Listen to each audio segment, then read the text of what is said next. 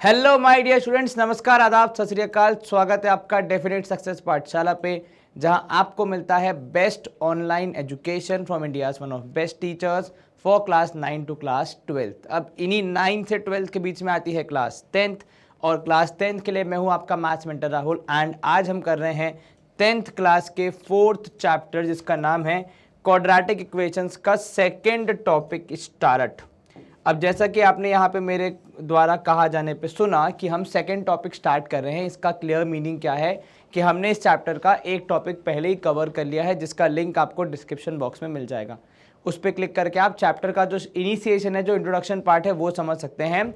यहाँ पे अपन फोकस करेंगे हमारे second part of the chapter पे, जो कि है क्वाड्रेटिक इक्वेशन का सोल्यूशन निकालना यूजिंग फैक्टराइजेशन मेथड। तो हमारा जो आज का सेशन है वो बेसिकली आप कह सकते हो कि आपके जो प्रीवियस नॉलेज है उसका थोड़ा सा रिकैप होगा, क्योंकि ये चीज़ आप पहली बार नहीं कर रहे हो, आप इसको class I think probably 9th में कर चुके हो, फैक्टराइजेशन को, जिसको हम कहते हैं मिडिल टर्म स्प्लिटिंग भी।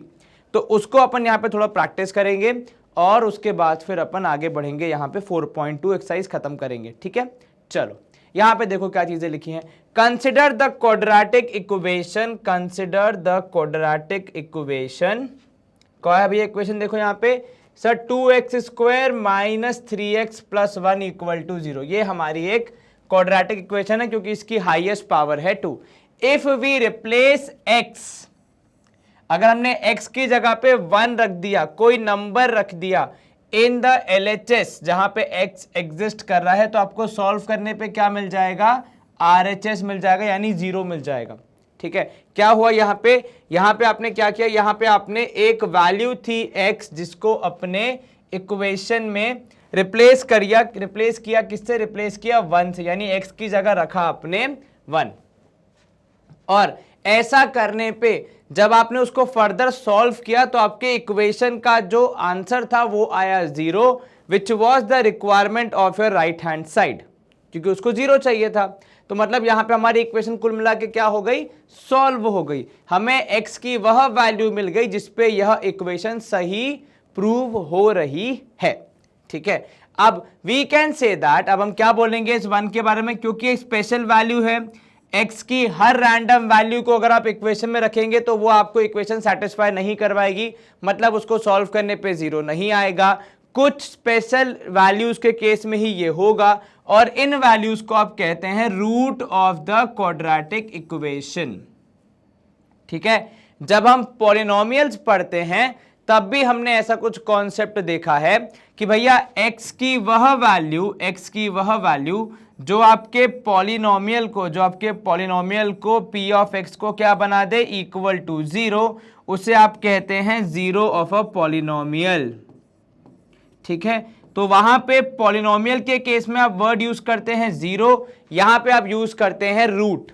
मीनिंग वही है कि x की वह वैल्यू जो आपके गिवन एक्सप्रेशन को शून्य बना दे, उसे आप कहते हैं पॉलिनोमियल की भाषा में 0, यहां पे आप कहते हैं उसको root. This also means that 1 is a 0 of the quadratic polynomial 2x square minus 3x plus 1। तो जब क्वाड्रेटिक इक्वेशन हो जाती है तो उसके साथ आप रूट वर्ड का इस्तेमाल करते हैं। जब आपके पास क्वाड्रेटिक पॉलिनोमियल आ जाता है तब आप उसको रूट की जगह क्या बोलते हैं? 0 बोलते हैं। देखो ये कुछ ऐसा ही जैसा कि स्कूल में आपका नाम हो सकता है साहिल हो सकता है आपका नाम स्कूल में उदय हो, लेकिन घर में आपका नाम हो सकता है पप्पू, चिंटू, गोलू, कुछ भी हो, है ना। तो जैसी जगह वैसा नाम, मतलब घर में प्यार से घर वाले कुछ बुलाते हैं, स्कूल में कुछ और नाम दिया है। ठीक वैसे यहाँ पे है कि क्वाड्रेटिक इक्वेशन में नाम रखा है रूट, और जब वो क्वाड्रेटिक पॉलिनोमियल बन जाता है तो उसको आप कहते हैं 0। वही वैल्यू, कॉन्सेप्ट वही है कि x की वह वैल्यू जिसको रखते ही आपका वो पर्टिकुलर एक्सप्रेशन, चाहे वो पॉलिनोमियल के रूप में हो चाहे वो इक्वेशन के रूप में हो, वो 0 हो जाए। ठीक है, मोटा माटी बात से इतनी सी है। अब यहां समझना, in general a real number is called root. Root आप कब कहते हैं? रूट ऑफ किस वैल्यू को कहते हैं? जिसमें आप आपकी इक्वेशन को क्या, जैसे आप इक्वेशन में रखते हैं उसको x की जगह पे, तो आपका इक्वेशन बन जाता है 0 के बराबर। ठीक है, क्या होता है? जब आप उसको x की वैल्यू में रखते हैं तब आपकी इक्वेशन हो जाती है किसके बराबर? 0 के बराबर हो जाती है। सब कुछ सारी वैल्यूज को वहां पे सॉल्व करते समय। ठीक है, बस इतना सा आपको ध्यान रखना है, इसमें ज्यादा कुछ अपन को रॉकेट साइंस नहीं यूज करना है। We can say that alpha is a solution of the equation x equal to alpha is a solution of the quadratic equation और that satisfies the quadratic equation. तो क्या था यहाँ पे, दो तरीके से कहा जाता है कि जो भी वैल्यू आपने ली है किसकी, x की, जिस पे आपकी इक्वेशन सही साबित हो रही है, आपकी इक्वेशन शून्य के बराबर हो जा रही है, उस वैल्यू को क्या कहते हो, उस वैल्यू को आप सॉल्यूशन भी कहते हो। देखो ये नया वर्ड आ गया। या फिर आप ऐसे भी कहते हो कि वह वैल्यू आपकी इक्वेशन को सैटिस्फाई कर रही है। ठीक है, ये हम क्यों पढ़ रहे हैं, क्योंकि कई बार एग्जाम में क्वेश्चन आ जाता है कि भैया find the solution of the given quadratic equation, या फिर आ जाता है find the roots of the given quadratic equation, या फिर आ जाता है find the values of x which satisfy the given equation. So इस तरीके से अलग अलग वर्ड्स का इस्तेमाल करके सेम ही चीज पूछी जाती है। वो रूट्स बोले, वो सॉल्यूशन बोले, वो वैल्यू ऑफ x जो सैटिस्फाई द इक्वेशन बोले, मतलब वही है कि आपकी x की वह वैल्यू जिस पे आपकी इक्वेशन 0 के बराबर हो जा रही है actually in terms of numbers. ठीक है, note that zeros of a quadratic polynomial ax square plus bx plus c equal to 0 and zeros of a quadratic equation ax square plus bx plus c equal to 0 are same। तो polynomial में जब आप कहते हो zeros या equation में आप कहोगे रूट्स, वो एक ही मीनिंग कैरी करते हैं, बस आपने किसके रेफरेंस में कहा है उस पे आपका नाम डिपेंड करता है। तो ध्यान रखना कहां पे क्वाड्रेटिक पॉलिनोमियल बोला है और कहां पे आपको बोला है quadratic equation। You have observed in chapter 2 that a quadratic polynomial can have at most 2 zeros। हमने chapter 2 में ही अच्छे से पढ़ा था कि जब किसी quadratic polynomial की हम चर्चा करते हैं तो उसके एट मोस्ट 2 जीरोस होते हैं, मतलब हद से हद 2 होते हैं, 2 से कम का भी मामला हमें देखने को मिलता है बहुत बार। सो ये चीज क्वाड्रेटिक इक्वेशन में भी लागू होगी, उसके भी एटमोस्ट कितने जीरो होंगे, एटमोस्ट 2 रूट्स होंगे। फर्क, पॉलिनोमियल के लिए हम जीरोस कहते हैं, इक्वेशन के लिए हम यहाँ पे रूट्स कह रहे हैं, बस उतना सा ही फर्क है। ठीक है, you have learned in class 9 how to factorize quadratic polynomials. आपने कक्षा 9वीं में अच्छे से पढ़ा है कि क्वाड्रेटिक पॉलिनोमियल्स को कैसे फैक्टराइज किया जाता है। बस यहाँ पे उसी ज्ञान का इस्तेमाल करना है। कौन सा ज्ञान का, स्प्लिटिंग द मिडिल टर्म का ज्ञान आपको यूज करना है। वही नॉलेज यहाँ पे काम आएगी जो आप क्लास 9th में लर्न कर चुके हैं, और उसी के हिसाब से आप फिर किसी भी क्वाड्रेटिक इक्वेशन के रूट्स निकालोगे। बट लेकिन जैसा कि हमें रिवीजन करने की आदत है, तो यहाँ पे भी हम थोड़ा सा कोशिश करेंगे एक बार कुछ क्वेश्चंस को प्रैक्टिस करने की कि कैसे आप मिडिल टर्म स्प्लिटिंग करते हो। किसी के अगर डाउट्स होंगे तो वो क्लियर भी हो जाएंगे, और फिर हम मूव करेंगे आपके एक्सरसाइज पे। चलिए पहला एग्जांपल यहाँ पे दिख रहा है, find the roots of the quadratic equation 2x square minus 5x plus 3 equal to 0 by factorization. ठीक है, तो आपकी इक्वेशन क्या है भैया, यहाँ पे ध्यान से देखो, इक्वेशन है आपकी 2x square minus 5x plus 3 equal to 0। Now what is the rule, क्या रूल हम फॉलो करते हैं। सर रूल बहुत सिंपल सा है, आपको मिडिल वाली टर्म को 2 पार्ट्स में ब्रेक करना है। ठीक है, वो तो हम कर देंगे, उसमें कोई बड़ी बात नहीं है। अब ब्रेक कैसे करना है, तो ब्रेक करने के लिए हमारे पास एडिशन या सब्ट्रैक्शन का ऑप्शन है। ठीक है, तो कुल मिला के हमें ऐसी 2 वैल्यू ढूंढनी है जिन्हें ऐड या सब्ट्रैक्ट करने पे -5 आ जाए। अब अगर आप थोड़ा सा यहाँ पे सोचो तो आपको इस वर्ल्ड में 50,000 या फिर 1 लाख ऐसी वैल्यूज मिल जाएंगी जिनको ऐड या सब्ट्रैक्ट करने पे -5 आएगा। इनफैक्ट दुनिया में जितने नंबर्स हैं उतने आपको पेयर्स मिल जाएंगे जहां पे आप कह पाओगे कि भैया इनको ऐड या सब्ट्रैक्ट करने पे -5 आ रहा है। ठीक है, तो अकेले इस -5 से हम अगर अपना आंसर खोजने की कोशिश करेंगे तो शायद हम वहां पे चूक जाएंगे, क्योंकि ऑप्शंस बहुत सारे हैं, सही वाला हमें पता नहीं चलेगा। तो उसलिए और इक्वेशन में बाकी दोनों जो एग्जिस्टेंस में है उनके मान सम्मान को ध्यान में रखते हुए एक और रूल बनाया गया कि ऐड सब्ट्रैक्ट करने वाले जो 2 आपके यहाँ पे टर्म्स आ रहे हैं, या फिर 2 आप कह सकते हो कि 2 जो सब पार्ट्स आ रहे हैं, उन्हें मल्टीप्लाई करने पे आना चाहिए पहले और आखिरी वाले के मल्टीप्लीकेशन के बराबर। जैसा कि यहाँ पे अगर हम देखेंगे तो हमें जो 2 वैल्यूज है a और b, अगर मैं उनको नाम दे दूं तो रूल क्या है कि इनको ऐड या सब्ट्रैक्ट करने पे कितना आना चाहिए, -5, और इनको मल्टीप्लाई करने पे आना चाहिए कितना, पहले और आखिरी वाले के मल्टीप्लिकेशन के बराबर, यानी 2x² into 3 that is 6x² के बराबर आना चाहिए। ये रूल समझ में आया। इसको आप ऐसे भी समझ सकते हैं कि ये तीनों एक कॉलोनी में रहते हैं, ये सबके सब एक कॉलोनी में रहते हैं। यदि बीच वाले मकान में कुछ रेनोवेशन होना है, तोड़फोड़ होनी है, तो आइडियली एक अच्छे समाज में हमें क्या करना चाहिए, हमें अपने पड़ोसियों को एक बार इन्फॉर्म करना चाहिए कि भैया हमारे घर में तोड़फोड़ होने वाली है, तो आप जरा थोड़ा सा अपना ध्यान रखिएगा। कभी आपको कोई नॉइज परेशान करे तो हमें बता दीजिएगा। कभी अगर आपके यहाँ कोई चीज़ खराब हो जाए या फिर कुछ ज़्यादा प्रॉब्लम आ जाए तो आप वो हमें बता देना, ठीक है। तो उसी प्रकार यहाँ पे भी इन दोनों को इन्वॉल्व करके बेसिकली आप उनकी क्या ले रहे हो, परमिशन ले रहे हो कि चलो भैया आप भी इस प्रोसेस में इन्वॉल्व हो। तो यहाँ पे अगर मैं थोड़ा सोचूं तो ऐसे दो नंबर जिन्हें मल्टीप्लाई करने पे आ जाए 6x², ऐड या सब्ट्रैक्ट करने पे आ जाए -5x, तो प्रोबेबली मेरे क्वेश्चन में ही मेरा आंसर है 2x² -2x -3x +3 = 0। अब यहां पे अगर आप देखोगे पहले दोनों में से 2x कॉमन आ जाएगा, अंदर आएगा x -1, यहां पे आप -3 कॉमन लोगे तो आपके पास आ जाएगा x -1। अब पहली बात तो जो मैंने दो ब्रेकेट्स किए थे जरा उनको चेक कर लो, क्या उनको ऐड करने पे -5 आ रहा है? हाँ जी सर, -2 -3 जोड़ के -5 आएगा। क्या उनको मल्टीप्लाई करने पे 6x² आएगा? सर माइनस हो जाता है, प्लस 2 3 होता है, 6x इंटू x होता है x², मतलब पॉजिटिव 6x² मिल रहा है।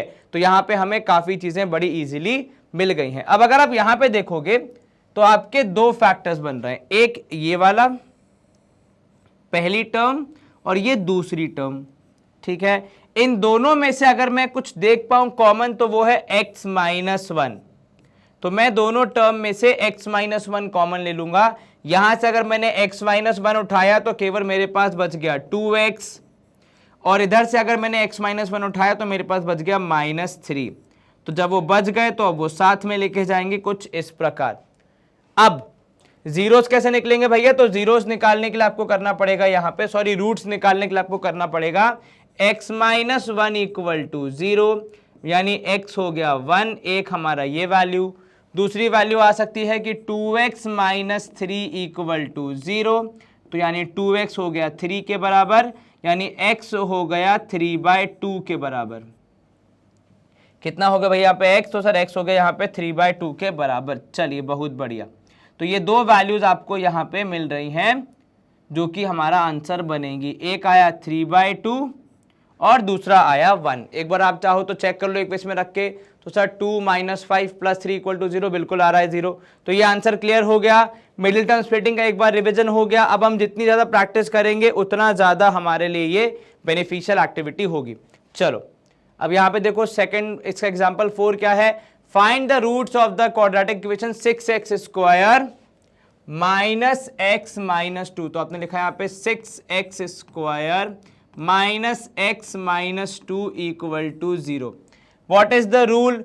मिडिल वाले को ब्रेक करना है, ठीक है सर कर देंगे। किस तरीके से करना है सर? कुछ इस प्रकार कि दोनों को ऐड या सब्ट्रैक्ट करने पे आए -x, तो आपने लिखा यहाँ पे a + b या a ± b, जो भी आप यूज करो, इक्वल्स टू -1, क्योंकि x का कोएफिशिएंट कुछ भी नहीं है, मतलब 1 है वहां पे, ठीक है। तो -1 एंड इनको मल्टीप्लाई करने पे आना चाहिए। तो मल्टीप्लाई करने पे क्या आना चाहिए? मल्टीप्लाई करने पे आना चाहिए 6x² इंटू -2, साइन को हम साथ लेके चलते हैं तो ये हो जाएगा -12x² के बराबर। कितना? -12x²। तो ऐसे दो नंबर जिन्हें गुणा करने पे -12 आवे, सोचो थोड़ा। सर 12 × 1 = 12 ना, 6 × 2 = 12 ना, 4 × 3 = 12, लेकिन आपको माइनस चाहिए। देखो माइनस चाहिए तो दोनों में से एक को नेगेटिव होना पड़ेगा, क्योंकि अगर दोनों पॉजिटिव होंगे तो आंसर पॉजिटिव आएगा, दोनों नेगेटिव होंगे तो भी आंसर पॉजिटिव आएगा। तो अगर दोनों में से कोई एक नेगेटिव होगा और दूसरा पॉजिटिव होगा तो हमारा आंसर आ जाएगा -12x²। तो मुझे ये चीज क्या पता है कि भैया -4 3 होना चाहिए या फिर 3 एंड -4 होना चाहिए। अब इसके लिए मैं थोड़ा सा कंफर्मेशन लाऊंगा ऊपर से। अगर मैं -4 और 3 को ऐड करूंगा तो मेरे पास आएगा -1 आ रहा है भैया। अगर मैं -4 और 3 को सब्ट्रैक्ट करूंगा तो आएगा -7, नहीं चाहिए। 3 और -4 को ऐड करोगे तो आ जाएगा कितना सर, तो आ जाएगा -1। भाई बात वही है, 3 पॉजिटिव -4 यानी 4 नेगेटिव। और अगर आप इनको ऐड कर दोगे, सॉरी सब्ट्रैक्ट कर दोगे तो +7 आएगा, तो वो भी नहीं चाहिए हमें। तो कुल मिला के बात आपकी क्या होगी, बात होगी सर कि यहां पे होगा 6x², कितना 6x² -4x + 3x -2 = 0। ठीक है, -4 + 3 को आप मल्टीप्लाई करोगे -12 आएगा, -4 + 3 को ऐड करोगे तो -4 बड़ा है इसलिए वो नेगेटिव साइन उसका सस्टेन करेगा। यहां पे आप लोगे 2x कॉमन क्योंकि दोनों 2 से डिविजिबल हैं, तो अंदर आ जाएगा 3x - 2। यहां पे अब अगर आप देखोगे तो कुछ भी कॉमन नहीं है, तो मुझे +1 कॉमन लेना पड़ेगा जिससे कि एटलीस्ट वो एक स्टैंडर्ड फॉर्म में आ सके। ठीक है, = 0। Now if I look at the first term that is this one and the second term, तो मेरे पास क्या आ रहा है, तो सर अगर मैं first term and second term को अगर ध्यान से देखूं यहां पे, तो मेरे पास 3x + 2 आ रहा है कॉमन, तो मैंने यहां ब्रैकेट में लिखा 3x + 2, और दूसरे ब्रैकेट में जो दो वैल्यूज है जिनसे ये कॉमन आए हैं वो है 2x + 1 = 0। तो यहाँ पे अगर आप देखोगे x की वैल्यू कितनी आ रही है, तो सर यहाँ पे अगर हम देखेंगे तो 3x + 2 = 0। ये हमारा पहले वैल्यू निकालने के लिए है, तो 3x आ जाएगा यहाँ पे -2, तो x आ जाएगा यहाँ पे -2/3। ठीक है, दूसरी ओर आपके पास 2x + 1 = 0, 2x = -1, x = -1/2। इतना क्लियर हुआ। तो ये दो वैल्यू जो है हमारे पास, एक -2/3 दूसरा -1/2, इन दोनों से हमारा आंसर यहाँ पे सही आ रहा है। एक बार आप चाहो तो चेक कर सकते हो। अगर आप -1/2 रखते हो तो देखो 6 × 1/2 का स्क्वायर मतलब -1/2 का स्क्वायर मतलब हो जाएगा 1/4, 6/4 मतलब हो जाएगा 3/2। यहां पे माइनस है लेकिन उसका माइनस इसको कर देगा प्लस, तो ये हो जाएगा -2 + 1/2 जो कि होगा फिर से 3/2, है ना। तो चलिए एलसीएम अगर ले लोगे तो भी 3/2 ही आएगा, उसमें कुछ खास फर्क नहीं आने वाला। अगर -2/3 लेते हैं हम तो ये हो जाएगा, देखो कितना सर 2/3 - 2, एलसीएम ले आपने 3 × 6, तो ये होगा प्रोबेबली 4/6, 4/3 -4/3, है ना। और इधर पे हो जाएगा अगर आप मल्टीप्लाई करोगे 2² 4, यहाँ पे 3 का 9, हाँ ठीक है 4/3 के आसपास यहाँ पे आना चाहिए, दोनों ही केस में वही आ रहा है। चलो वेरी गुड टू गो। एक बार आप देखो रफ वर्क में भी कर सकते हो अगर आपको श्योर होना है तो देखो 6 × -2/3 का स्क्वायर हो जाएगा 4/3, 3 = 9, है ना। 3 का स्क्वायर 9, -2 का स्क्वायर 4, और यहाँ पे माइनस माइनस करके हो जाएगा +2/3 एंड ये हो जाएगा -2। So if I solve this, ये हो जाएगा देखो कितना सर 9 के टेबल से 3 के टेबल से 3 2 ज़ा 3 3 ज़ा, तो ये हो जाएगा 8/3 प्लस यहाँ पे आप करोगे तो 2, ये हो जाएगा -6/3। एक बार देख लो भैया कहीं कुछ गड़बड़ ना हो, क्योंकि अगर कुछ गड़बड़, अच्छा ये -2 है, मैंने +2 लिखा है, सो सॉरी, तभी मैं सोचूं कुछ ना कुछ तो गड़बड़ है दया। तो ये है अपना भैया -2, देखो इस तरीके चेक कर लोगे ना तो वेरीफाई हो जाएगा। तो ये भी कितना होगा सर, ये भी होगा -2, 3x - 2, है ना। तो यहाँ पे आप लिख दो 3x - 2, तो यहाँ पे भी आपके पास कितना आया, इसको हम अच्छे से लिख लेते हैं एक बार, क्योंकि कुछ 19-20 हो गया दिक्कत हो जाएगी। तो ये हो जाएगा 3x - 2 = 0, 3x = 2, x = 2/3। चलिए बहुत बढ़िया। एक बार इसलिए वेरीफाई करना जरूरी है क्योंकि कई बार छोटे छोटे एरर से हमारा पूरा आंसर गलत हो सकता है। अब आप करके देख लो 2/3 से करोगे तो ये हो जाएगा वहां पे तो 6 4 ज़ा 24/9, दैट इज कैंसिल। और कितना हो जाएगा सर, कैंसिल होकर हो जाएगा वो लगभग 24/9 मतलब 8 3 के टेबल से 3 8 ज़ा 3 3 ज़ा 8/3। यहाँ पे आप रखोगे 2/3 एलसीएम लोगे तो ये -8/3 आएगा, मतलब अपना आंसर सही है एक आंसर आया आपका 2/3, दूसरा आंसर आया आपका -1/2। स्क्रीनशॉट लेना तो एक बार देख लो भैया कहीं। चलिए अगला क्वेश्चन जो है हमारा वो कह रहा है कि आपको रूट्स निकालने, और अब की बार वैल्यूज हैं 3x² -2√6 है, ठीक है, वो ध्यान रखना है ना। -2√6x +2 है वो, एक बार अपन उसको अच्छे से लिख लेते हैं। -2√6x +2 = 0। अपन एक काम करते हैं, क्वेश्चन को भी यहाँ पे लिख लेते हैं एक बार दोबारा। तो आपका सवाल है 3x², ठीक है, -2√6x +2 = 0। अब ऐड या सब्ट्रैक्ट करने पे आपको चाहिए 2√6, ठीक है, और मल्टीप्लाई करने पे कितना चाहिए सर? मल्टीप्लाई करने पे चाहिए आपको 3 × 2 दैट इज 6x² चाहिए। दो फैक्टर्स यहाँ पे हमें निकालने पड़ेंगे। रफ वर्क में आ जाते हैं। रूल क्या है भैया? रूल बहुत सिंपल है कि ऐड या सब्ट्रैक्ट करते समय आना चाहिए कितना? ये आना चाहिए -2√6, और मल्टीप्लाई करते समय आना चाहिए कितना? तो सर वो हो जाएगा 3x² इंटू कितना है? +2 है ना, +2, यस, = 6x²। चलो इतना है।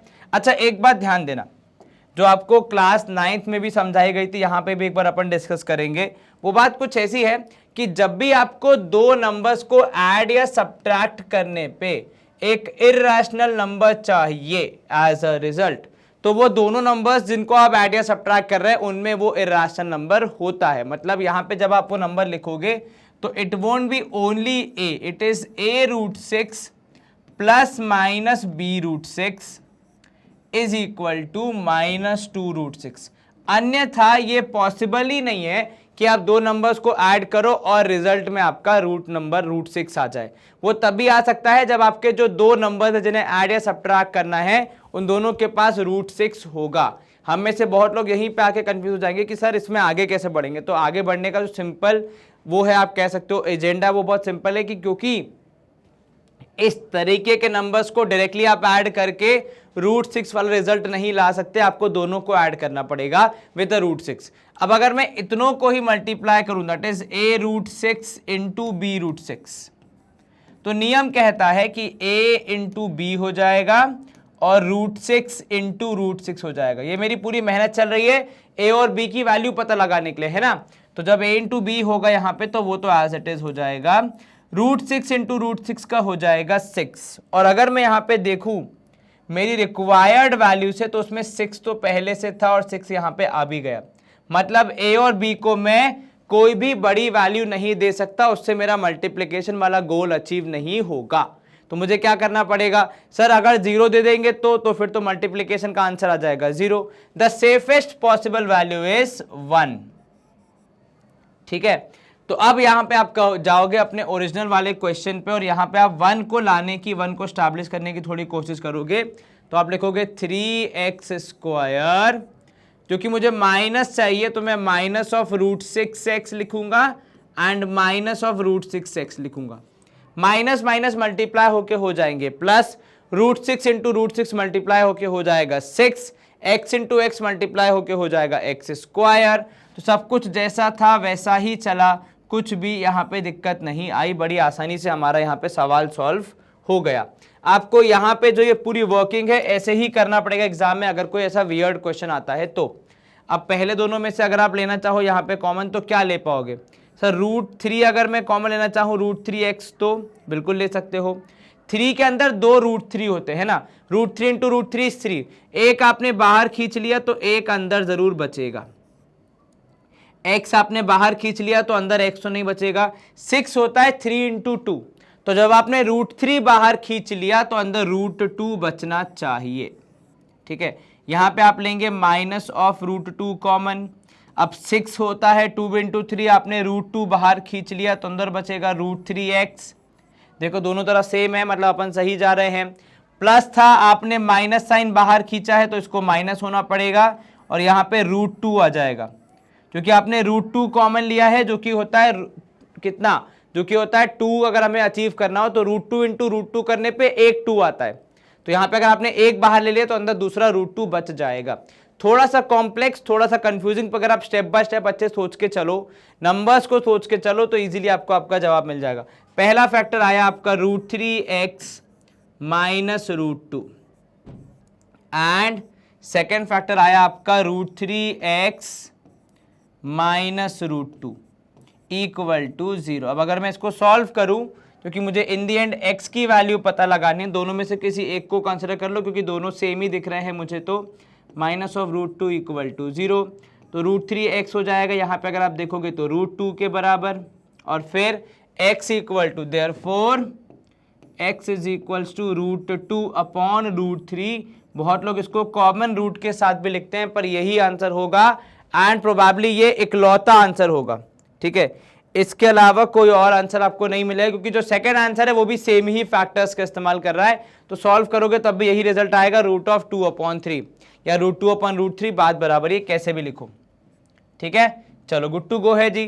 प्रोसेस यहाँ पे क्या था, आपको दो इंपॉर्टेंट चीजें याद रखनी थी। नंबर एक, कि जब भी आप किसी एंडिंग विथ इरेशनल टाइप के नंबर को ऐड या सब्ट्रैक्ट कर रहे हैं, तो उसके बिगिनिंग में और एंडिंग में जो दो नंबर्स, दोनों के टेल में आना चाहिए वो पर्टिकुलर इरेशनल नंबर, जैसा कि यहाँ पे हमने बोला कि √6 आना चाहिए, ठीक है। इसके बाद अगर उनको मल्टीप्लाई करने के नियम को देखें तो मल्टीप्लाई करने पे 6 आना चाहिए था, वो हमने बिना a और b की वैल्यू पता लगाए पहले ही शुरू कर दिया, तो हमने देखा कि उसमें जो 6 चाहिए था वो तो मिल ही गया हमें अभी से, तो जो बाकी दो मल्टीप्लाइंग वाले नंबर हैं वो मिनिमल होने चाहिए, जिनका कुछ खास इंपैक्ट ना हो हमारे आंसर पे, तो वो है 1, इसलिए दोनों a और b 1 हो गए और हमारा आंसर आया √2/3, ठीक है। चलिए अब यहां पे हो गया अपना ये वाला क्वेश्चन समाप्त। Example number 5। एग्जांपल नंबर 6 देखो, आपको कह रहा है find dimensions of the prayer hall discussed in section 4.1। Section 4.1 में हमने जो एग्जांपल्स डिस्कस किए हैं, जो क्वेश्चन डिस्कस किए थे, उनमें से एक था जिसमें आपको प्रेयर हॉल बनाना था या फिर कुछ हॉल बनाना था, ठीक है ना। अब उसके डायमेंशंस आपको पता लगाने हैं। अब उसके डायमेंशंस पता लगाने के लिए उसकी इक्वेशन याद होनी चाहिए, ठीक है। तो अगर आप रिवाइंड करके देखोगे, आपने इक्वेशन वहां कहीं लिखी होगी, तो जो इक्वेशन आपको मिली थी वो थी probably 2x² plus x minus 300 या समथिंग इक्वल टू 0। एक बार चेक करो, एक बार हम भी देख लेते भैया इक्वेशन क्या आई थी। सर इक्वेशन आई थी 2x² plus x minus 300 equal to 0। अब आपको करना क्या है सर, हमको करनी बहुत सिंपल सी चीज है, ऐसे दो नंबर्स ढूंढने हैं जिन्हें ऐड या सब्ट्रैक्ट करने पे प्लस x आता हो एंड मल्टीप्लाई करने पे 3 2 आता हो 6, है ना, -6। तो आपने लिखा है यहाँ पे a plus minus b is equals to x यानी 1, और यहाँ पे हो जाएगा a into b is equals to minus of 600, ठीक है, क्योंकि 3 इंटू 2 कितना हो जाएगा 6, तो माइनस ऑफ 600, क्योंकि 3 के पास माइनस साइन है। Fair enough. अब सोचो दो नंबर जिन्हें ऐड या सब्ट्रैक्ट करने पे आए 1 और मल्टीप्लाई करने पे आए 60 या 600 सॉरी। अब बहुत बार ऐसे नंबर्स आपको आसानी से नहीं मिलते, क्योंकि अब तक जो क्वेश्चन आप कर रहे थे उसमें छोटी छोटी वैल्यूज थी, यहाँ पे थोड़ी सी बड़ी वैल्यू है। अब आपको सोचना पड़ेगा ये किस किस से डिविजिबल है, कैसे डिविजिबल है, और जब आप वो पूरा प्रोसेस करोगे, कुछ लोग यहाँ पे प्राइम फैक्टराइजेशन करके भी ट्राई करते हैं, उससे भी आंसर आता है। तो अगर मैं यहाँ पे अपने प्राइम फैक्टराइजेशन को करके देखूं, अगर आंसर निकालने की सोचूं, तो लेट्स सी क्या होता है। 2 से किया आपने, यहाँ पे आ जाएगा 300, फिर 2 से किया, यहाँ पे आ जाएगा आपके पास 150। अब यहाँ पे अगर आप रूल्स को फॉलो करोगे ज्यादा बेटर होगा। तो 2 5 10, दैट इज स्मॉलेस्ट वैल्यू से शुरू करना। नहीं है 2 5 10 कहाँ से आया सर, देखा अपनी गणित कमजोरी होगी बातों बातों में। तो सर ये हो जाएगा 75, 150 का यहाँ पे हो जाएगा 75 जो हाफ होता है, ठीक है। चलिए अब इसको हम 3 से डिवाइड करेंगे, तो ये हो जाएगा 3 2 6, 3 5 15। फिर आपने किया 5 से और यहाँ पे आ जाएगा 5। अब ऊपर से लेते हुए चलो, 2 2 4, 4 और 1 मिनट, 300 और 2 में बहुत गैप है, अपन को तो 1 का चाहिए, नहीं हो पाएगा। 150 एंड 4 गैप कितना है सर, गैप बहुत ज्यादा नहीं हो पाएगा। 75 एंड 8 नहीं हो पाएगा। 25 एंड 8 3 24, हाँ, तो ये हमें हमारे जवाब के पास जरूर पहुंचा रहा है। कौन पहुंचा रहा है सर, ये 25 एंड 8 इंटू 3 दैट इज 24। तो यहां पे आपने लिखा 2x² plus 25x -24x -300 is equal to 0। First two में से आप लोग x कॉमन अंदर आ जाएगा 2x प्लस 25। नेक्स्ट दोनों में से आप लोग माइनस ऑफ कितना सर, माइनस ऑफ 12 कॉमन, क्योंकि 24 दोनों को डिवाइड नहीं कर रहा, 12 कर रहा है, तो -12 लिया तो यह आ जाएगा कितना 2x -12 2 ज़ा 24 बता 60, 12 5 ज़ा 60 तो 25 इक्वल टू 0। दो फैक्टर्स आ गए, इनको फैक्टर्स के फॉर्म में लिख दो। एक आया 2x माइनस प्लस 25 है ना, और दूसरा आया कितना, तो सर दूसरा आया यहां पे अगर आप देखोगे तो x प्लस हो जाएगा x माइनस कितना, x minus 12। So therefore x या तो therefore x is equal to या तो माइनस ऑफ 25/2 या फिर 12। अब क्योंकि लेंथ है, डायमेंशन है, तो प्रोबेबली आप यहां पे बोलोगे कि भैया x की वैल्यू नेगेटिव नहीं हो सकती, तो आप यहां पे x लिखोगे कितना, x आ जाएगा 12। तो आप यहां पे लिख दोगे भैया जो ब्रेड्थ है जिसको हम निकालने की कोशिश कर रहे थे उसकी वैल्यू आएगी 12। तो यहां पे कहोगे आप कि now dimensions would be, dimensions यहां पे आप लिख दोगे कितना, तो सर एक है अपना शायद यहाँ पे x था जो कि आपका था ब्रेथ, ठीक है, तो वो हो जाएगा 7 कितना 12 है ना, हाँ 12 मीटर, राइट। और दूसरी वैल्यू कितनी और आपका लेंथ कितना हो जाएगा, तो सर लेंथ यहाँ पे हम लिख देंगे, क्योंकि देखो एक तो नेगेटिव आ रहा है, वो तो हो नहीं सकता। Length I think 2x plus something था ना, कितना था सर 2x प्लस 2 था, 2 मोर देन ट्वाइस था ना, तो प्रोबेबली यहाँ पे हो जाएगा 12 2 24 प्लस 1, 2x प्लस 1 था, डबल प्लस 1 था है ना, तो आपका लेंथ हो जाएगा यहाँ पे 12 2 24 इन प्लस 1 यानी 25 मीटर्स।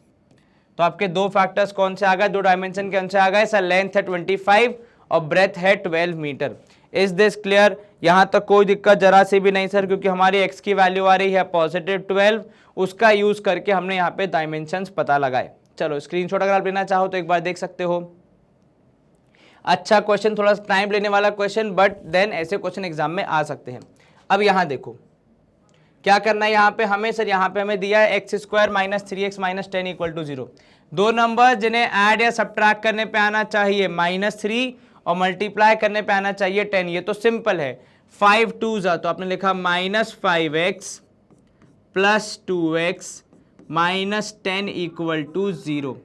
ठीक है, थोड़ा सा यहाँ पे जितनी ज़्यादा प्रैक्टिस करोगे उतने ज़्यादा आपके क्विकली आंसर्स आएंगे। पहले वाले में से लिया x कॉमन, अंदर आया x माइनस 5, फिर लिया +2 कॉमन, अंदर आएगा x माइनस 5, तो आपका यहाँ पे therefore x minus 5 and x plus 2 आपके दो फैक्टर्स होंगे। लेकिन क्या अकेले वही करना है, नहीं, आपको निकालने यहाँ पे जीरोस या रूट्स। तो आप बोलोगे यहाँ पे x आएगा या तो 5 या फिर आएगा -2, ये दो रूट्स हमें मिलने चाहिए। कौन सा, एक 5 या फिर -2। एक बार चेक कर लो कहीं कुछ गड़बड़ ना हो जाए भैया, 5 और -2 के अलावा कुछ और आंसर आ रहा है तो फिर बात और है, फिर अपन देखते हैं। नहीं सर 5 और -2 हमारा भी आ रहा है, चलिए बहुत बढ़िया। x पॉजिटिव आया 5 या फिर नेगेटिव आएगा -2। चलिए सेकंड है 2x square plus x minus 6, multiply करने पे आना चाहिए 12 और ऐड सब्ट्रैक्ट करने पे आना चाहिए 1, ये तो हमने किया है। 2x square plus 4x minus 3x minus 6 करना पड़ेगा, क्योंकि x पॉजिटिव है तो आपको बड़ा नंबर पॉजिटिव रखना पड़ेगा। यहाँ पे आप लोग 2x कॉमन, अंदर आएगा x प्लस 2, -3 कॉमन, अंदर आ जाएगा x प्लस 2। ठीक है, अब अगर आप देखोगे पहले टर्म में से x प्लस 2 और दूसरे में से भी x प्लस 2 कॉमन आ सकता है, तो आप लगोगे x प्लस 2 और यहाँ पे हो जाएगा 2x minus 3 is equal to 0। ये क्लियर है? क्या किया आपने, x प्लस 2 कॉमन लिया तो 2x माइनस 3 जो बच रहा था वो आ जाएगा, तो x या तो आ जाएगा -2 या फिर आ जाएगा 3/2। चलिए तो क्या लिखा आपने, या तो आएगा -2 या फिर आएगा 3/2। All good to go. x आया कितना सर, x आया 2 -2 या फिर 3/2। चलिए बहुत बढ़िया, इजी था ये क्वेश्चन। हाँ जी सर। अब इसका थर्ड पार्ट देखो, कह रहा है रूट वाला क्वेश्चन है, पर आपको घबराने की जरूरत नहीं है। दो नंबर जिन्हें ऐड या सब्ट्रैक्ट करने पे आना चाहिए कितना सर, ऐड या सब्ट्रैक्ट करने पे आना चाहिए 7 और मल्टीप्लाई करने पे आना चाहिए, अगर आप ध्यान से देखो 5√2 इंटू √2 दैट इज कितना 10। तो प्रोबेबली जो आंसर मैं यहाँ पे लिखूंगा पता है क्या लिखूंगा, मैं लिखूंगा यहाँ पे सर देखो √2x²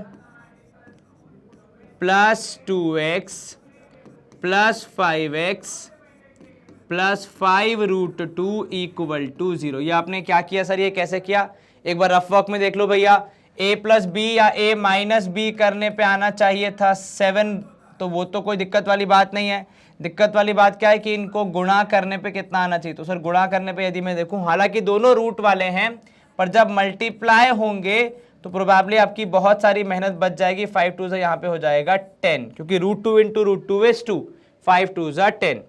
अब जो दिख रहा है बस उसमें सिंपल कॉमन ले चलो, तो आपने लिया √2x कॉमन, अंदर आया x प्लस √2, ठीक है। यहां लिया आपने 5 कॉमन, तो अंदर आ जाएगा x प्लस √2, ठीक है। तो आपके दो फैक्टर्स, एक आ गया x प्लस √2 और दूसरा आ जाएगा √2x प्लस 5 इक्वल टू 0, ऐसा कुछ, ठीक है। तो आपको यहां पे आएगा therefore x is equals to -√2 और -5 अपॉन √2। सिंपल बेसिक गणित, दिखने में खतरनाक लेकिन एक्चुअली इतना कोई मुश्किल वाली बात इसमें थी नहीं, बड़ी आसानी से आप इसको सॉल्व कर पाएंगे। इट्स ईजियर अगर आप इसमें थोड़े से अपने बेसिक्स को ध्यान रखेंगे तो, ठीक है। जहां आपने बेसिक्स को यहां पे नहीं ध्यान रखा कि कैसे किसको मल्टीप्लाई करने पे क्या आता है, रूट का रूट से मल्टीप्लिकेशन होगा तो क्या होगा, कब आपको दोनों में ए और बी में रूट को लिखना पड़ेगा, कब, और वो कब होगा, वो जब आप एडिशन करोगे तभी होगा, एडिशन या सब्ट्रैक्शन में देखोगे तभी। मल्टीप्लिकेशन में है तो अगर सॉल्व करके आ रहा है तो फिर आपका रूट गायब भी हो जाता है।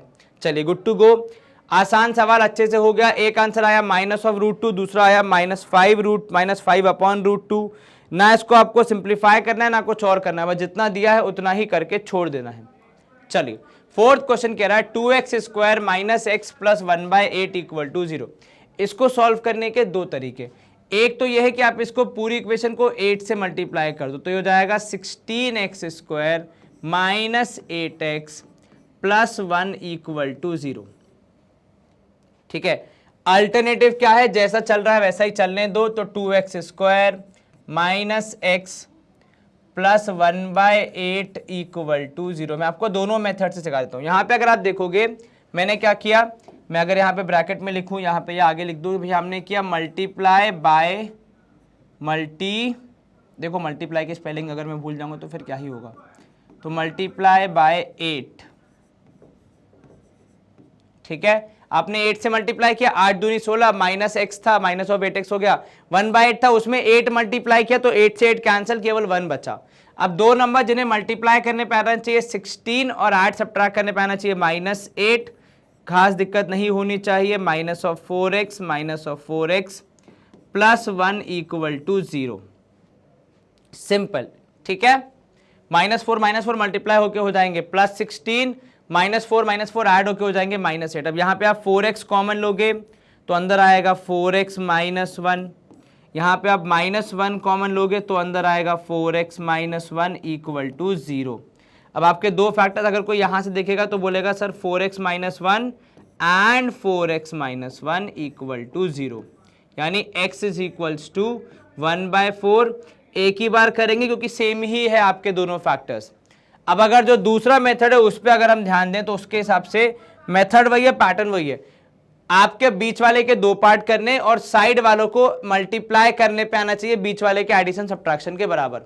तो अगर मैं यहाँ पे देखूं a प्लस बी तो ठीक है, वो तो फिर भी हो जाएगा प्लस या -b, ठीक, कितना है भैया -1 है ना, -1 लिखोगे आप यहाँ पे, -1x, क्योंकि कुछ नहीं लिखा है तो मतलब वहां पे 1 होता है, ठीक है। फिर आपने लिखा a into B is equals to 2 into 1/8 जो कि कैंसल होके हो जाएगा 1/4। चलिए इतना क्लियर है, यहां तक कोई दिक्कत जरा सी भी नहीं सर, ये तो बड़ी आसानी से हो जाएगा, ठीक है। 2 और 8 कैंसिल होगा, आपके पास आया 2 1 2 4 तो 1/4 आया। दो ऐसे नंबर जिन्हें मल्टीप्लाई करने पे 1/4 आए और 8 सब्ट्रैक्ट करने पे -1 आए, तो देखो यहाँ पे 2x² -1/2x, ठीक है, और यहाँ पे दूसरा भी हो जाएगा -1/2x plus 1/8 is equal to 0। ये क्लियर हुआ? ये आपने क्या किया, सब -1/2 को मल्टीप्लाई करोगे तो 1/4 आएगा, ऐड सब्ट्रैक्ट करोगे तो -1 आएगा, बिकॉज दोनों नेगेटिव है, ऐड करेंगे तो बढ़ जाएंगे, हाफ और हाफ मिलके हो जाएगा 1 फुल।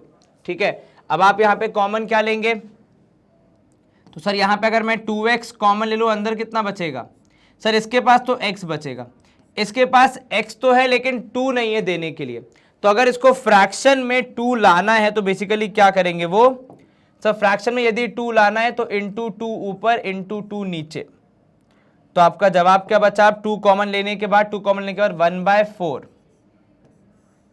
ठीक है, फिर यहाँ पे आप -1/2, यहाँ पे भी आप कहोगे भैया x, और यहाँ पे हो जाएगा -1/4 इज इक्वल टू 0। ये स्टेप देखना एक बार इस नए मेथड से। देखो हमने क्या किया, हमें चाहिए था यहाँ पे कुछ कॉमन निकालने के लिए, तो पहले हमने देखा कि भैया हमारा रूल क्या कह रहा है, मल्टीप्लाई करने पे 1/4, ऐड सब्ट्रैक्ट करने पे -1, थोड़ा दिमाग दौड़ाया, 1/2 दोनों नेगेटिव आ गए, यहाँ पे दोनों को ऐड किया तो -x, और दोनों को मल्टीप्लाई किया तो 1/4 आ रहा है, मतलब वो तो सही है।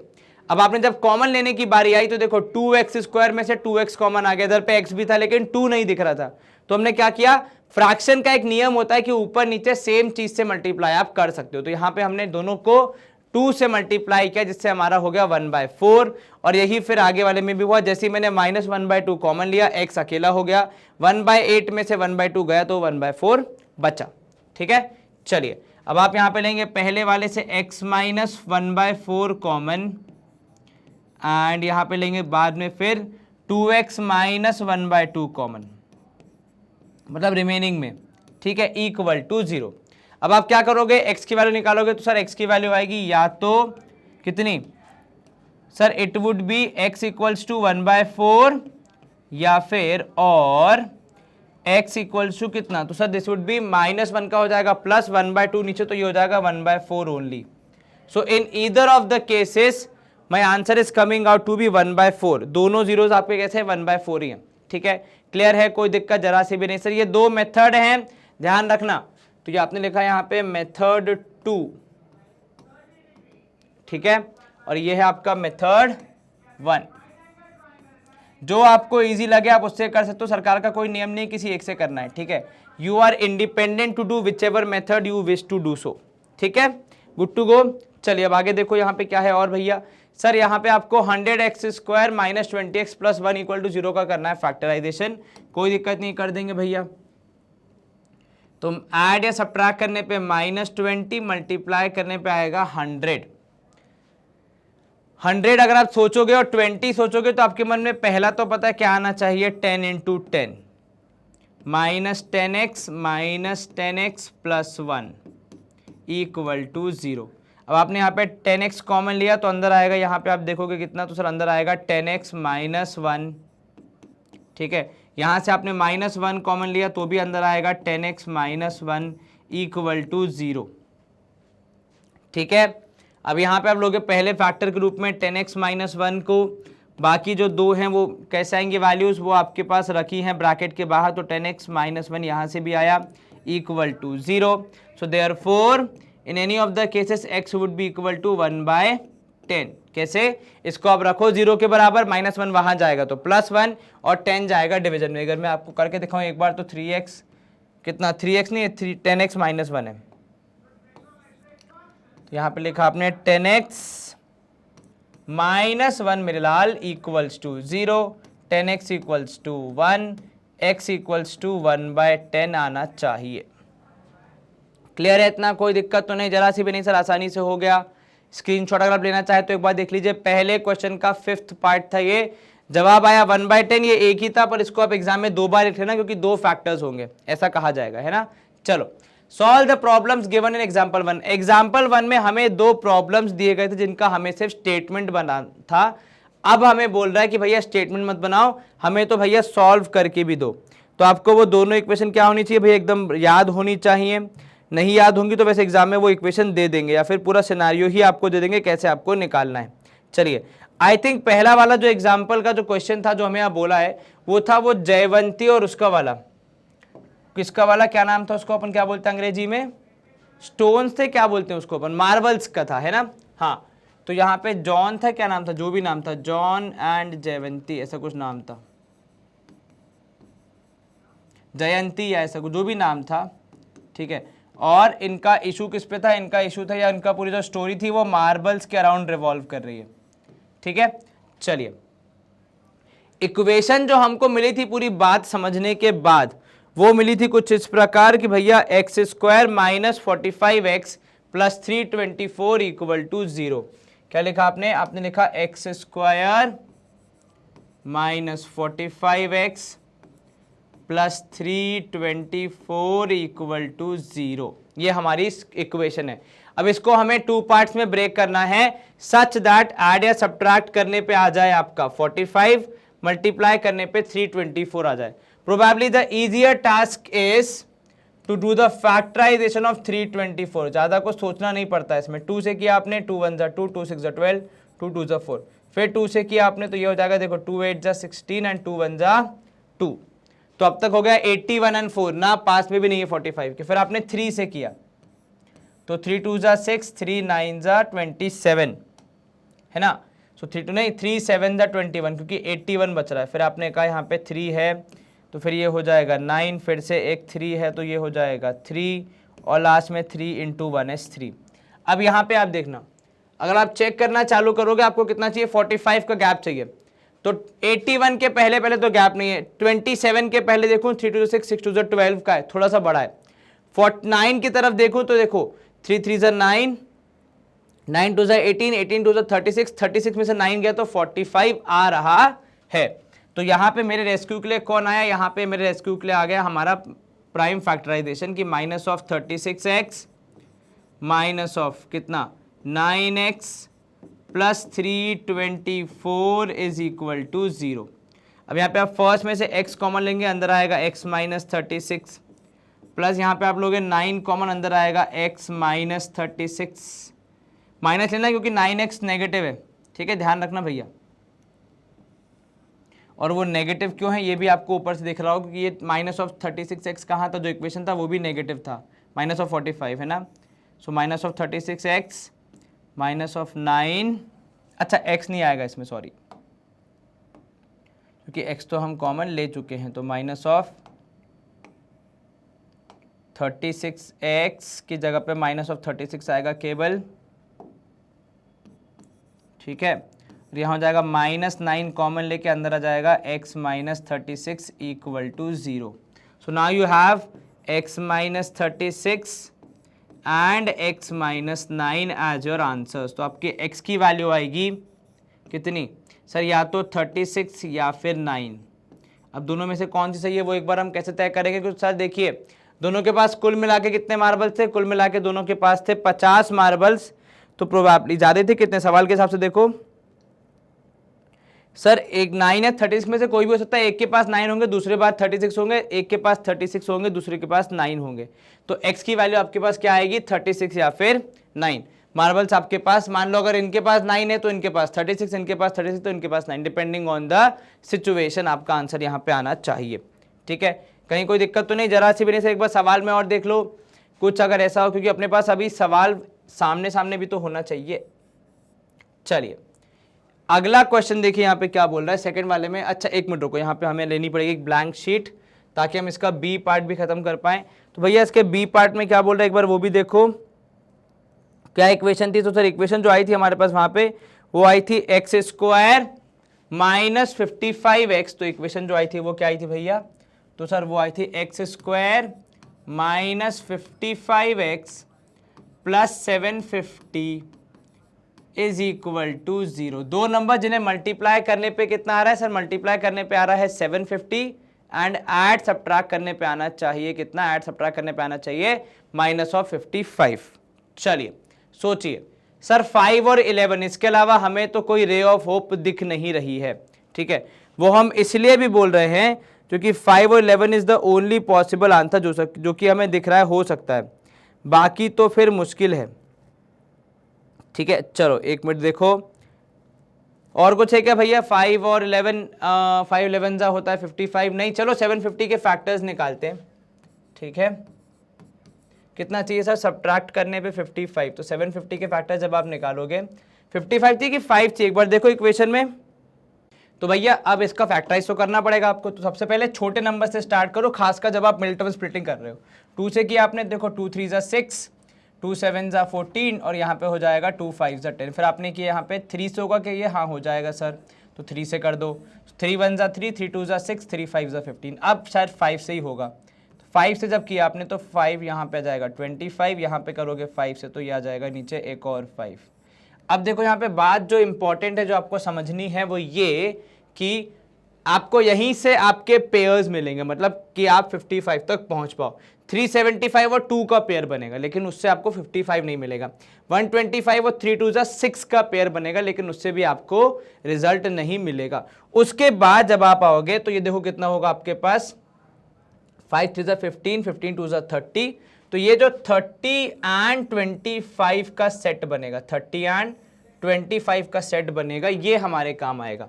ठीक है, तो आप देखोगे यहाँ पे x square minus 30x minus 25x, इन दोनों में क्योंकि मुझे माइनस 55 चाहिए, दोनों के पास माइनस साइन होगा ही होगा, plus 750 is equal to 0। Now इन दोनों में x कॉमन अंदर कितना आ जाएगा, तो सर यहाँ आ जाएगा x माइनस 30, राइट। फिर यहाँ से माइनस 25 कॉमन लिया आपने, तो यहाँ कितना आ जाएगा, तो सर यहाँ भी आ जाएगा x minus 30 is equal to 0। अब आप यहाँ पे करेंगे तो ये देखो x माइनस 30 और x माइनस 25, ये आपके दो फैक्टर्स यहाँ पे होने चाहिए। ठीक है, तो आपके पास x की वैल्यू आ सकती है या तो 30 अगर आप 0 रखोगे तो, या फिर आ सकती है 25। चलिए ये हमारा आंसर होगा, या तो 30 या फिर 25। Is this clear? यहाँ तक कोई दिक्कत जरा सी भी नहीं सर, 25 30 बोल दो या 30 25 बोल दो, बात बराबर ही है। हमारा सवाल सॉल्व हो गया, हमारे लिए वो इंपॉर्टेंट है और वही ज़्यादा मायने रखता है। चलिए अगला क्वेश्चन अगर अपन यहाँ पे देखें तो अपन को क्या बोला गया है, देखो अपन को यहाँ पे बोला गया, मैंने थोड़ा सा पहले से लिख लिया बिकॉज ऑफ आलस, कि दो नंबर्स हैं जिनका सम आ रहा है 27। तो दो नंबर्स हैं हमारे जिनका सम कितना आ रहा है, दो नंबर्स का सम आ रहा है 27 और प्रोडक्ट है 182। अब दोनों में से पहले नंबर को यदि मैं क्या बोल रहा हूं, दोनों में से पहले नंबर को यदि मैं x बोल रहा हूं, ठीक है, तो अब एक होता है क्या बोल रहे हो सर, दूसरा नंबर y होगा। लेकिन जब मुझे पता है कि दोनों को ऐड करने पे 27 आ रहा है, तो क्या मैं दूसरे को डायरेक्टली 27 माइनस एक्स नहीं बोलूंगा? सर ये कैसे? देखो आपने कहा पहले कि सर एक को x दूसरे को y बोल दो, तो दोनों को जोड़ के आएगा 27। तो यहीं से अगर मैं दूसरा नंबर निकालूं तो वो हो गया 27 माइनस एक्स। पर क्योंकि हम जो चैप्टर सॉल्व कर रहे हैं, जो क्वेश्चन सॉल्व कर रहे हैं, वो किसका है, वो है क्वाड्रेटिक इक्वेशन का, तो दो वेरिएबल को लेके आने में हमारे कुछ खास बेनिफिट नहीं होगा। ठीक है, ये हो गई हमारी पहली बात। अब दूसरी कंडीशन कह रहा है कि उनका प्रोडक्ट है कितना, उनका प्रोडक्ट है आपका 182। तो सवाल के हिसाब से यदि मैं देखूं तो x into 27 minus x is equal to 182। Now if I get the values inside, तो x into 27 would be 27x minus of x square should be equal to 182। अब आप इन दोनों को वहाँ ले जाओ तो आप बोलोगे 0 equal to x square minus 27x plus 182, क्योंकि वो पहले भी पॉजिटिव था अब भी पॉजिटिव ही रहेगा। अब दो नंबर्स आपको ढूंढने हैं जिन्हें मल्टीप्लाई करने पे आना चाहिए 182 और ऐड एंड सब्ट्रैक्ट करने पे आना चाहिए कितना, ऐड एंड सब्ट्रैक्ट करने पे आना चाहिए 27। फैक्टर्स निकालो किसके सर, 182 के फैक्टर्स निकालेंगे। तो 182 के factors if I would check, सबसे पहले 2 से करेंगे तो 2 9 ज़ा 18 एंड 2 1 ज़ा 2। ठीक है, फिर ये 3 से नहीं जाएगा, 3 से जाएगा क्या, नहीं 3 से नहीं जाएगा, 4 से नहीं, 5 से नहीं, 6 से नहीं, 7 से जाएगा शायद, है ना, हाँ 7 1 ज़ा 7, 7 3 ज़ा 21, ये तो हो गया प्राइम नंबर। 7 और 2 हो जाएगा 14। तो प्रोबेबली आपके दो factors x square minus 13x minus 14x plus 182 is equal to 0। ठीक है, इन दोनों में से x कॉमन लिया, अंदर आया x माइनस 13। इन दोनों में से माइनस 14 कॉमन लिया, अंदर आया x माइनस 13 इक्वल टू 0। दो factors x minus 13 and x minus 14 equal to 0। आप में से कुछ लोगों ने जब शुरू किया होगा तो पहले स्टेटमेंट को देख के लिखा होगा x plus Y equal to 27 and दूसरे वाले में लिखा होगा x into Y is equals to 182। ये अप्रोच भी ठीक है, इसमें कोई गलत बात नहीं है, ठीक है। आपको बस ध्यान क्या रखना है कि जब रिप्लेस करोगे तो वहां पे क्या करोगे भाई, y की जगह यहां से वैल्यू निकालोगे। y कितना है यहाँ पे sir, y equals to 27 minus x, तो बात बराबर ही पड़ेगी, ठीक है। बट हाँ, विथ प्रैक्टिस हमें ये अचीव करना है, ये गोल कि हम इस वाले लेवल पे पहुंच जाएं जहां पे हम डायरेक्टली ये लिख पाएंगे 27 माइनस एक्स होगा, जिससे इजीली हमारा काम हो जाएगा। तो आपके जो दो नंबर्स होंगे वो कौन से होंगे, तो आपके दो नंबर्स होंगे x इज इक्वल टू कितना आएगा, तो सर x आएगा या तो 13 या फिर 14। तो आपके दो नंबर्स क्या हो जाएंगे, तो to numbers would B obviously 13 and 14, to numbers would B 13 and 14। इन्हीं को आप जब मल्टीप्लाई करेंगे तो आपको मिलेगा 182 और इन्हीं का सम होगा 27। चलिए इजी है, स्क्रीनशॉट अगर आप लेना चाहें तो भैया एक बार देख लीजिए, ऑल गुड टू गो। चलो अब हम यहाँ पे आपका आंसर निकाल दिया है हमने, कौन से क्वेश्चन नंबर 3 का। 4 देखिए, first find two consecutive positive integers sum of whose squares is 365। तो आपने यहाँ पे सबसे पहले क्या लिखा कि late the first number among the two, let the first number among the two consecutive positive integers be consecutive, spelling एक बार देख लेना भैया क्योंकि अपनी गलती रहती है हर बार। consecutive positive integers bx। अब अगर ये पहला नंबर है और कंसेक्यूटिव पॉजिटिव इंटीजर है तो आप लिखोगे यहां पे therefore second number would be कितना सर, वुड बी x प्लस 1, ठीक है ना। अगर पहला नंबर है x तो दूसरा नंबर क्या हो जाएगा सर, x प्लस 1, क्योंकि कंसेक्यूटिव है जस्ट नेक्स्ट वाला। अब उनके स्क्वायर का सम, तो यहां पे आप लिखोगे भैया अकॉर्डिंग टू क्वेश्चन दोनों के स्क्वायर्स का सम, तो x का स्क्वायर हो गया x स्क्वायर, x प्लस 1 का स्क्वायर हो जाएगा x प्लस 1 का होल स्क्वायर, और स्क्वायर करने पे आ रहा है 365। सिंपल इक्वेशन, ठीक है। आपने यहां पे किया x स्क्वायर प्लस यहाँ पे a प्लस बी के होल स्क्वायर से ओपन करोगे तो x square plus 1 square plus 2 into x into 1 that is 2x is equal to 365। X square जुड़ के हो जाएगा 2x स्क्वायर प्लस हो जाएगा 2x plus 1 and minus of 365। तो मेरे पास जो इक्वेशन आएगी वो हो जाएगी 2x square plus 2x minus 364 equal to 0। लेकिन अभी भी मैं क्या करूंगा, इनको और सिंप्लीफाई करने के लिए और मेरे सॉल्यूशन को इजी बनाने के लिए एक बार 2 से डिवाइड कर दूंगा सबको, तो x square plus x minus कितना सर, ये हो जाएगा यहाँ पे अगर आप देखोगे तो 1 8 and then 7 187 is equals to 0। ऐसा होना चाहिए मेरा आंसर, मतलब मेरी इक्वेशन। क्यों? क्योंकि सर सिंप्लीफाई करने से हमारे आंसर जल्दी आ जाते हैं, हमारी जो इक्वेशन है वो इजीली सॉल्व होती है जितनी सिंप्लीफाइड फॉर्म में होगी। अब मुझे क्या करना है, दो नंबर ढूंढने जिन्हें मल्टीप्लाई करने पे 187 आए, ऐड सब्ट्रैक्ट करने पे 2 आ जाए। तो इसमें कुछ दिक्कत आने वाली है क्या? आई डोंट थिंक सो इसमें कुछ खास दिक्कत आएगी। जरा सोच के बताओ कौन से हैं वो दो नंबर, तभी तो हम आंसर पता लगा पाएंगे। पिछला वाला सवाल क्या था सर? पिछला वाला सवाल तो सेम ही था। एक बार देखो यहाँ पे, अरे अपन ने डिवाइड गलत किया, सॉरी। ये हो जाएगा 2 8 16 182 होगा, सो सॉरी। तो ये होगा 182 माइनस 182 इक्वल टू 0, और ये एग्जैक्टली पीछे वाली इक्वेशन ही है, तो फिर तो अपन को पता ही है। तो x square plus 14x minus 13x minus 182 equal to 0। इसमें तो हमें कुछ ज़्यादा मेहनत करने की ज़रूरत है नहीं, ठीक है। पहले दोनों में से x कॉमन लिया, अंदर आया x प्लस 14, फिर यहाँ पे आया माइनस 13 और यहाँ पे आ गया अंदर x प्लस 14। तो लकीली यहाँ पे हमारी थोड़ी मेहनत बच गई, क्योंकि सवाल ऐसा था कि हमें ढूंढना नहीं पड़ा आंसर हमारे पास पहले से उपलब्ध था हमारी पिछली मेहनत के वजह से। तो x आएगा यहाँ पे या तो माइनस 14 या फिर 13। अब इसमें माइनस 14 हो जाएगा रिजेक्ट, क्योंकि आपने बोला पॉजिटिव हैं तो यहाँ पे -14 इजेक्ट, तो आप कहोगे therefore two numbers would be कौन से 13 and 14, therefore two numbers are 13 and 14। चलिए बहुत बढ़िया, इतना क्लियर हो गया जी सर, यहां तक कोई दिक्कत जरा से भी नहीं सर, ये तो आसानी से हो गया सवाल। थोड़ा सा हमें पिछले वाले सवाल ने भी हेल्प कर दिया, पर इन दी एंड हम कर पाए, वही अच्छी बात है। चलो स्क्रीनशॉट अगर आप लेना चाहो तो एक बार देख लो, गुड टू गो।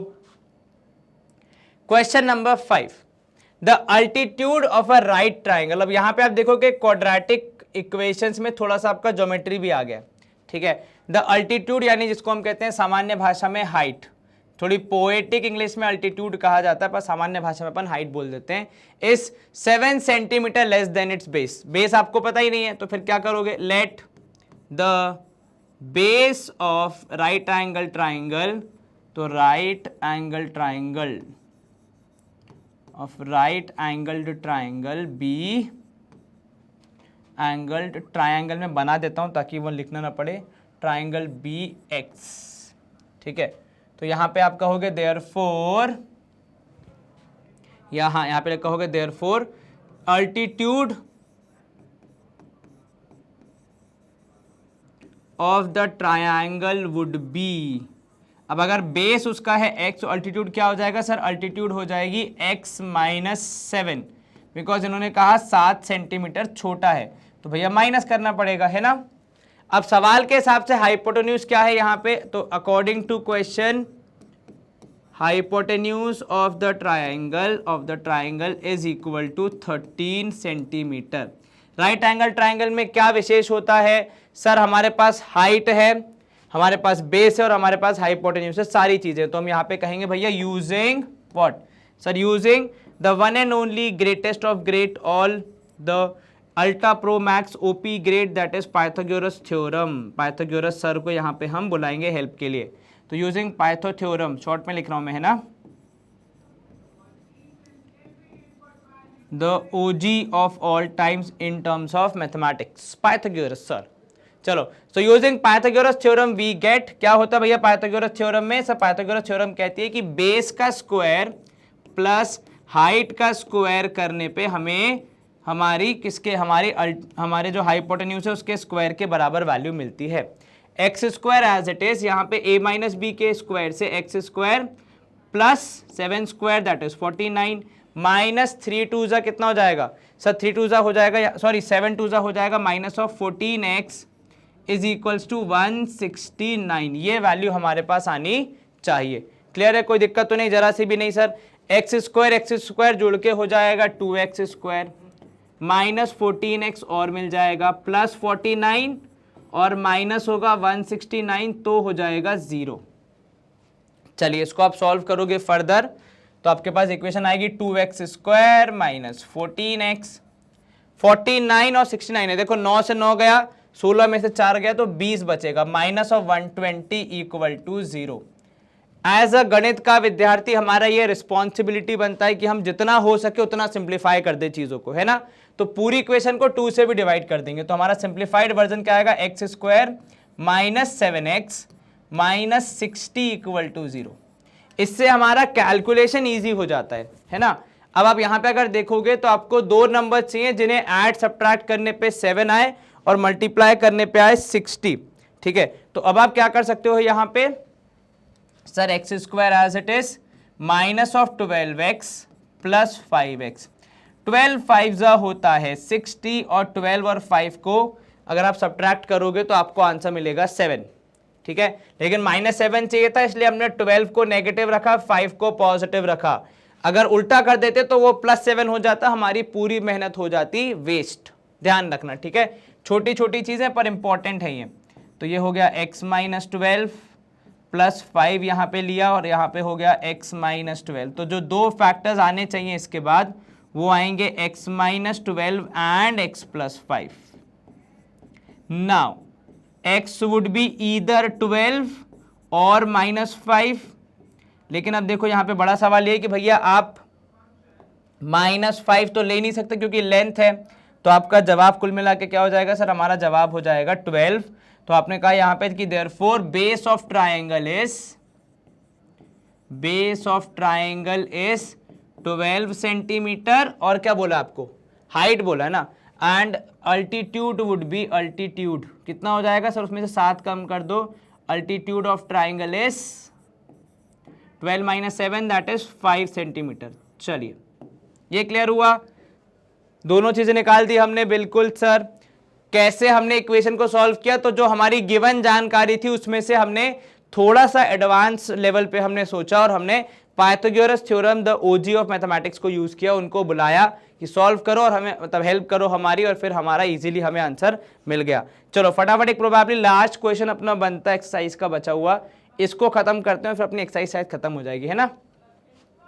जितना बड़ा सवाल है मतलब उतनी बड़ी कहानी है, पर एक्चुअली उतना कुछ खास है नहीं, बस कहानी को पढ़ के समझ के अच्छे से कर लो, इक्वेशन बना लो, आपका काम हो जाएगा। A cottage industry produces a certain number of pottery articles in a day, कितने आर्टिकल्स करते हैं हमें नहीं पता, तो यहीं से हम शुरू कर लेते कि भैया let number of articles produce, क्योंकि सर्टेन बोल दिया मतलब कुछ नंबर आपको यहाँ पे निकालना ही पड़ेगा, ठीक है। Number of articles produced in a day be x, produced in a day be x. तो आपने पहली घोषणा क्या करी भैया कि आप एक दिन में एक्स आर्टिकल्स बनाते हो, ये हमने अज्यूम कर लिया। It was observed on a particular day, एक किसी दिन उन्होंने ऑब्जर्व किया कि the cost of production of each article was 3 more than twice the number of articles produced. तो हमने पहले ही मान लिया भैया कितने हैं, एक्स है नंबर ऑफ आर्टिकल्स प्रोड्यूस्ड, ठीक है। तो यहां पे हम कहेंगे भैया कि now according to question cost of production या कॉस्ट ऑफ 1 यूनिट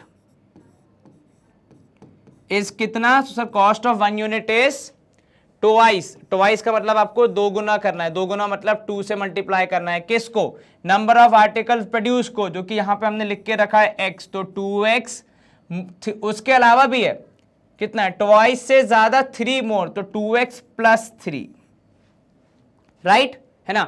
3 more मतलब क्या हुआ सर, प्लस 3, तो आप ट्वाइस करके फिर 3 और ऐड करेंगे तब जाके आपको कॉस्ट मिलेगी। If the total cost of production, हम ये कह रहे हैं साथ में देखो अगली इंफॉर्मेशन क्या है कि भैया टोटल कॉस्ट ऑफ प्रोडक्शन क्या है दिन भर की, तो सर टोटल कॉस्ट हमारी आ रही है 90 रुपीज। नाउ टोटल कॉस्ट निकलती कैसे है सर, अगर हमने एक दिन में 50 आर्टिकल बनाए या मान लो 45 आर्टिकल बनाए और हर एक की कॉस्ट है 2 रुपए, तो पूरे दिन की टोटल कॉस्ट कितनी हो गई, 45 इंटू 2 दैट इज 90। तो जब आप आपकी क्वांटिटी को, किसको, क्वांटिटी को किससे मल्टीप्लाई कर देते हैं, क्वांटिटी को पर यूनिट प्राइस से मल्टीप्लाई कर देते हैं, तब आपको टोटल कॉस्ट मिलती है। पर यूनिट प्राइस से जब आप मल्टीप्लाई करते हैं किसको, क्वांटिटी को, तब आपको टोटल कॉस्ट मिलती है।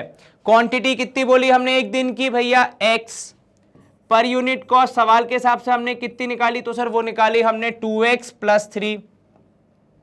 तो क्या मैं यहां पे x into 2x plus 3 is equal to 90 लिखूंगा तो आप में से किसी को बुरा लगेगा, नहीं सर नहीं लगेगा, क्यों, क्योंकि आपने सही बात लिखी है।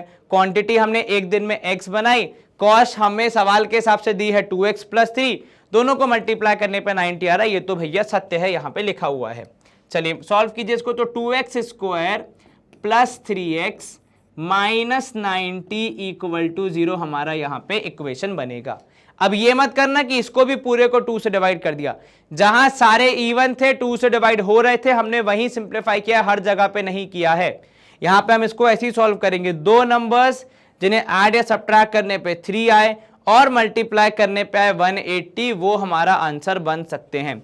तो इसमें हमारी हेल्प कौन करेगा भैया, तो सर इसमें हमारी हेल्प करेगा वो जो है हमारा नंबर 180, जिसके फैक्टर्स हम निकालेंगे। चलिए 180 के फैक्टर्स ढूंढना शुरू किए मैंने, 2 से किया तो 90, फिर 2 से किया तो 45, ठीक है, 3 चाहिए आपको, यहाँ पे 4 ही आ रहा है, फिर आपने किया यहाँ पे 5 से, नहीं 5 से छोटा है 3 से किया तो 15, 3 2 6, 6 2 12, हाँ आया 12 एंड 15 आ रहा है, यहाँ पे कितना आ रहा है 12 एंड 15 आ रहा है, तो मैं यहीं पे रुक गया, ठीक है ना, क्योंकि अब मुझे तो भैया आंसर निकालना है, तो मैं क्या को पूरा करूंगा, मुझे थोड़ी पूरा करने के नंबर है, मुझे तो यहाँ से 2 फैक्टर्स निकालने के नंबर है ना। तो 2x square plus 15x minus 12x minus 90 is equal to 0।